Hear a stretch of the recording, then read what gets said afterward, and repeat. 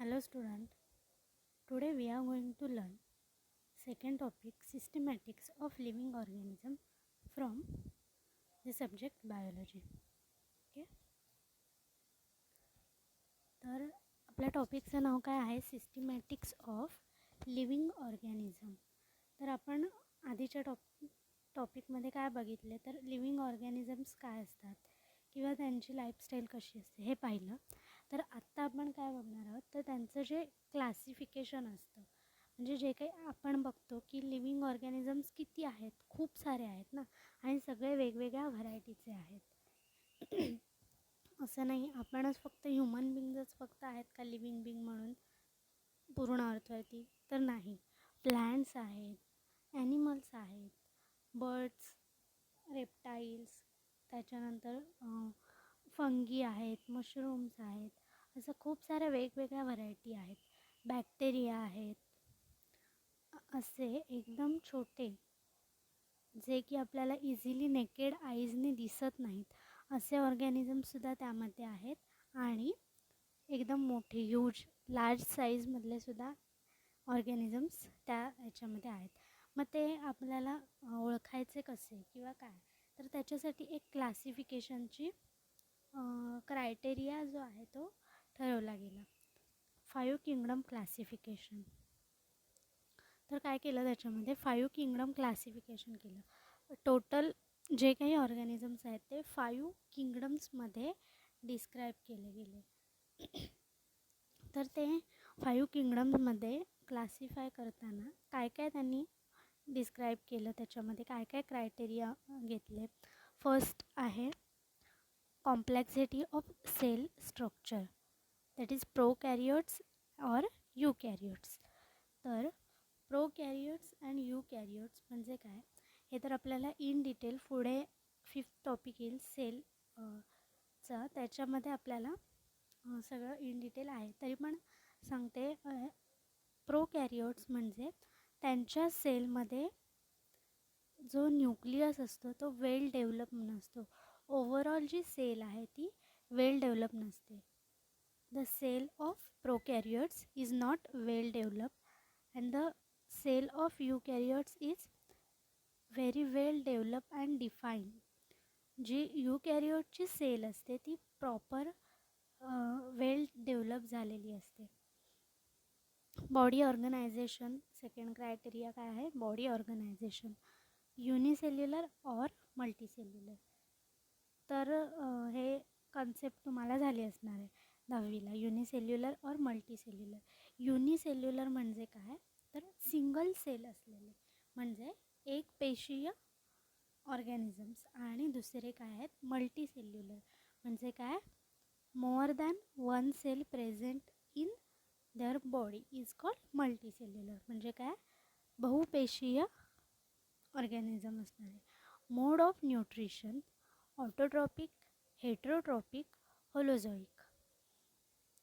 तर mode of nutrition म्हणजे ते काय करतात, त्यांचं फूड स्वतः तयार करतात की दुसऱ्यांवरती डिपेंड असतात. तर आपण आहोत ते कसे आहोत, हेटेरोट्रॉप्स आहोत. आपण आपलं फूड तयार करत नाही बॉडीमध्ये. आणि प्लॅन्ट्स कसे आहेत तर ऑटोट्रॉपिक आहेत म्हणजे ते काय करतात त्यांच्या बॉडीमध्येच ते स्वतःचं फूड तयार करतात. ते कुठलंही बाहेरून फूड घेत नाहीत. ते सनलाईट घेतात आणि सनलाईट थ्रू जे वेगवेगळ्या रिॲक्शन्स होतात त्यांच्या प्लॅन्ट बॉडीमध्ये आणि त्यांचं फूड जे आहे ते स्वतः प्रिपेअर करतात. त्यानंतर लाईफस्टाईल प्रोड्युसर्स, कन्झ्युमर्स और डिकम्पोजर्स म्हणजे ते काय करतात, प्रोड्यूस करतात की कन्झ्युम म्हणजे खातात की डिकम्पोज म्हणजे विघटन करतात अशा पद्धतीने. आणि लास्ट क्रायटेरिया काय आहे, फायलोजेनिक रिलेशनशिप. ओके, म्हणजे रिव्हॉल्युशनरी हिस्ट्री म्हणजे आधीची जी हिस्ट्री आहे म्हणजे उत्क्रांती, इव्हॉल्युशन होत जाऊन पुढे चेंजेस जसे होत गेलेत तर त्याच्यासाठी हिस्ट्रीचा जो काही स्टडी असेल तो केला जातो त्याच्यामध्ये. तर 5 किंगडम्स अशा ह्या क्रायटेरिया थ्रू तयार केलेत किंवा क्लासिफाय केलेत. तर ते कुठले आहेत 5 किंगडम तर kingdom Monera, kingdom Protista, kingdom Fungi, kingdom Plantae and kingdom Animalia. असाच सिक्वेन्स आहे या किंगडमचा. तर मोनेरामधले किंगडममधले जे काही ऑर्गॅनिझम्स आहेत ते पूर्णपणे बॅक्टेरिया असतात आणि ते प्रोकॅरियोटिक युनिसेल्युलर असतात. म्हणजे त्यांची सेल डेव्हलप नसते आणि युनिसेल्युलर म्हणजे एकच सेल प्रेझेंट असते त्यांच्या बॉडीवरती, सिंगल सेल ॲनिमल. त्यानंतर सेकंड किंगडम प्रोटिस्टा, त्यामध्ये अमिबा एक्झाम्पल आहे आणि ते पण कसे आहेत, युकॅरियोटिक युनिसेल्युलर आहेत. म्हणजे सिंगल सेल ऑर्गॅनिझम आहेत पण त्यांची सेल कशी आहे, वेल डेव्हलप झालेली आहे. आणि पुढचे जे आहेत फंगी, प्लांटी, ॲनिमलिया, ते कसे आहेत, मल्टीसेल्युलर युकॅरियोट्स.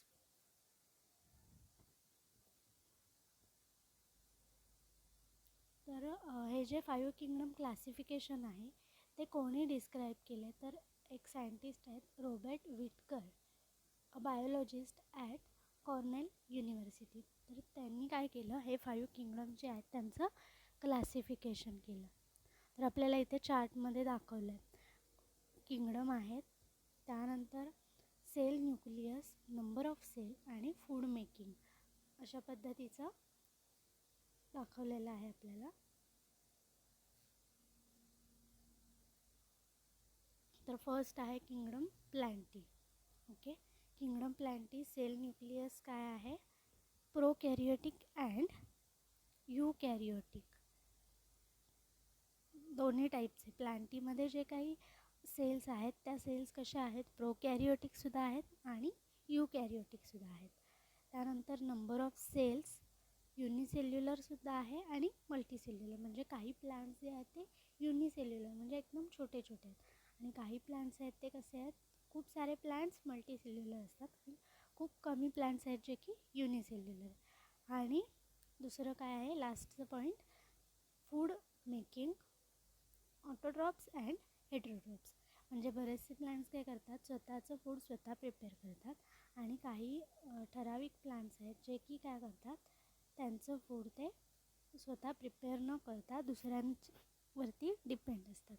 त्यानंतर किंगडम ॲनिमलिया, प्रोकॅरियोटिक अँड युकॅरियोटिक. काय म्हटलं आहे, प्रोकॅरियोटिक अँड युकॅरियोटिक.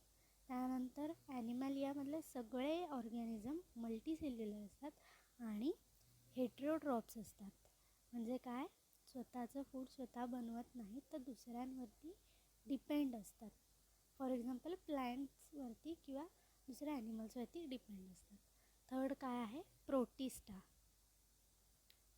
ते कसे आहेत, प्रोटिस्टा कम्प्लिटली युकॅरियोटिक आहेत आणि unicellular and multicellular, autotrophs and heterotrophs. Okay. त्यानंतर फोर्थ काय आहे, फंगी. फंगीसुद्धा कसे आहेत, युकॅरियोटिक आहेत आणि युनिसेल्युलर अँड मल्टीसेल्युलर आणि कम्प्लिटली ऑटोट्रॉप्स आहेत. फंगी ज्या आहेत त्या काय आहेत, कम्प्लिटली ऑटोट्रॉप्स आहेत म्हणजे स्वतःचं फूड स्वतः प्रिपेअर करतात. आणि लास्ट आहे मोनेरा, किंगडम मोनेरा. ते कसे आहेत, पूर्ण सगळे ॲनिमल्स किंगडम मोनेरामधले प्रोकॅरियोटिक असतात. त्यानंतर ते युनिसेल्युलर किंवा मल्टीसेल्युलर असू शकतात. It may be unicellular, that is single cell organisms, or multicellular. And autotrophs and heterotrophs, food making capacity. Okay. तर हे जे काही 5 किंगडम्स आहेत त्याचा आपल्याला इन डिटेल स्टडी करायचा आहे. तर तो आपण नेक्स्ट लेक्चरला बघणार आहोत. कुठले कुठले किंगडम्स आहेत, kingdom Monera, kingdom Protista, kingdom Fungi, Plantae, Animalia, अशा पद्धतीने 5 किंगडम्स आहेत. तर त्याचं इन डिटेल म्हणजे त्याच्यामध्ये कुठले कुठले ऑर्गॅनिझम्स येतात, त्यांचे एक्झाम्पल्स, त्यांचे कॅरेक्टर्स, हे जे काही आहे ते आपण नेक्स्ट लेक्चरमध्ये बघणार आहोत. Okay, thank you.